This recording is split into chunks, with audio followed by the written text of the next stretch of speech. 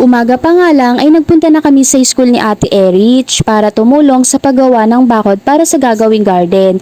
Kasama ko nga dyan si Mr. Mga Mare dahil papantayin niya yung mga kawayang bakod na hindi pantay-pantay. Pero dahil wala nga kaming bala ng grinder na pangkahoy ay mano-manong lagari na lang yung ginawa namin.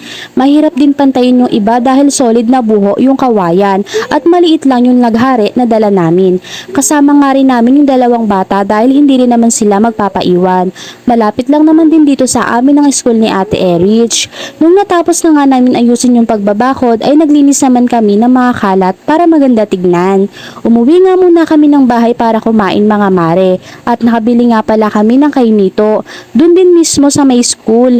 50 pesos, 15 pieces nga siya mga mare. Nakita kasi namin na may namimbitas ngayon doon kaya sabi ko kay Mister ay bumili na kami. Tagbunga na nga ng kainito ngayon mga mare kaya kahit saang puno nito ay siguradong may mga bunga na. Sobrang tamis nga niya mga mare at saktong-sakto nga panghimagas. Mas masarap nga din ito mga mare lalo na pagpapalamigin mo sa rep. Ganito nga lagi yung ginagawa namin sa kainito. Bali tinatanggalan na nga ni Mister ng balat sa kanya lalagyan ng condense.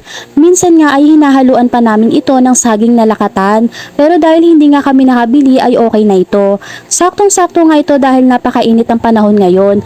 Pagkatapos ko nga kumain ng tanghalian ay bumalik na ako sa school para tumulong naman sa pagpipintura ng bakod.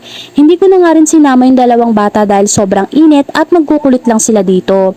Kulay purple nga yung na-assign sa kinder at kahit nga napakainit ay pinagtulong-tulungan namin matapos ito. Mabilis lang din naman namin natapos, halos 1 oras lang din. Habang naglalakad nga ako pa uwi ay nakakita nga ako ng ice cream, pantawid sa init ng panahon. Grabe sobrang init.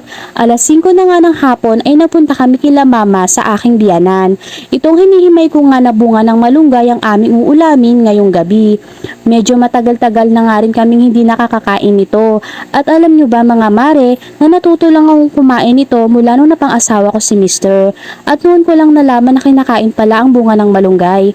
Maraming sustansya nga ang makukuha mo sa bunga ng malunggay. Yung dahon nga nito ay napakasustansya na. Mas lalo pa yung bunga niya. Hindi na nga ako nakapag-video ng mga sumunod na ganap, kwentuhan at konting chill lang.